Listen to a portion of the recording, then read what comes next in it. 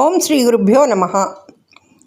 వక్ర మార్గం నుండి సక్రమ మార్గానికి జీవుణ్ణి మళ్లించే కోసం భగవంతుడి పెద్దల ద్వారా, శాస్త్రాల ద్వారా ఈ శరీరం నీది కాదు, మమకారం వదిలిపెట్టు అంటూ హితవు చెప్పి పంపినాడు. వాని విపరీత రోగానికి ఈ మందు పని చెయ్యలేదు. ప్రభువు నోటీసులు జారీ చేయడం ప్రారంభించినాడు. మొదటి నోటీసు తల నెరిసిపోవడం. ఇది భగవంతుని నుండి వచ్చిన తాకీదని తెలిసి పని చక్కబెట్టుకుని ఇల్లు త్వరగా వదిలిపెట్టాలనే సద్బుద్ధి వాడికి లేకపోయింది.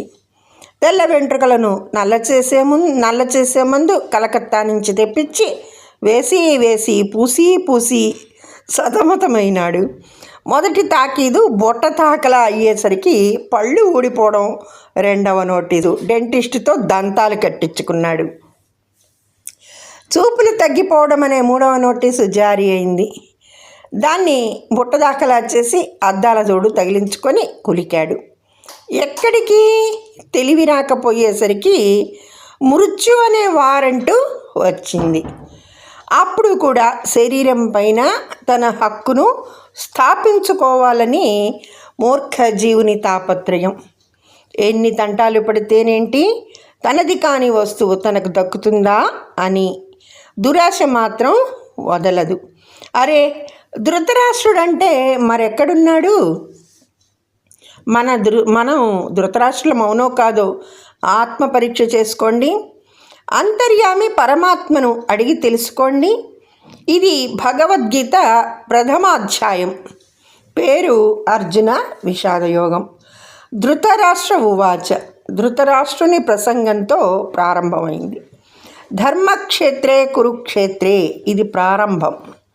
ధర్మ శబ్దంతో భగవద్గీత యొక్క ప్రారంభం జరిగింది.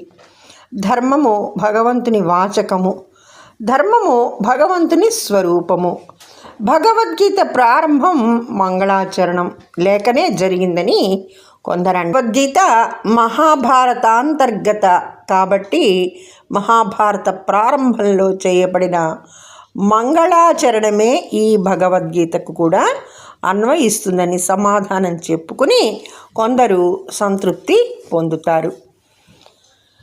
అధ వ్యవస్థితాన్ దృష్ట్వా అను మొదటి 20వ శ్లోకం నుంచి అసలు భగవద్గీత ప్రారంభమైందని, అధ అను పదము మంగళవాచకము కాబట్టి మంగళాచరణం జరిగినట్లేనని మరికొందరి మాట.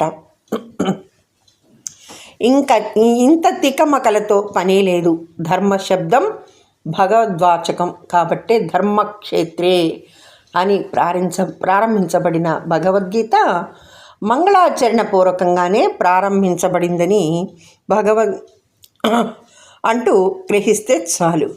యాత్ర యోగేశ్వర కృష్ణ అని ఉపసంహరింపబడిన భగవద్గీత ఆశీర్వాద రూప మంగళాచరణం ద్వారానే పూర్తి చేయబడింది అని కూడా తెలుసుకోండి.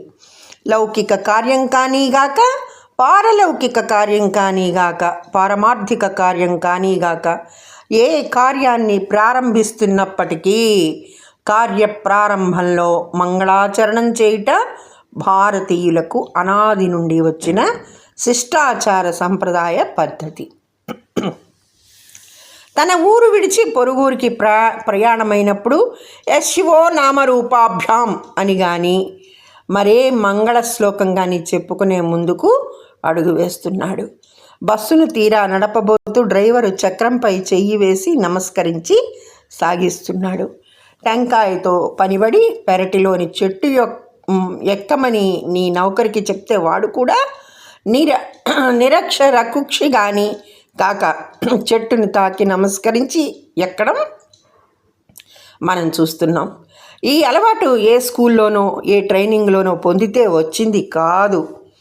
ఋషి భూమి అయిన భారతదేశంలో పుట్టిన మనకు సహజంగా వచ్చిన సంస్కారం. ధన్యవాదములు. సర్వే జన సుఖినో భవంతు.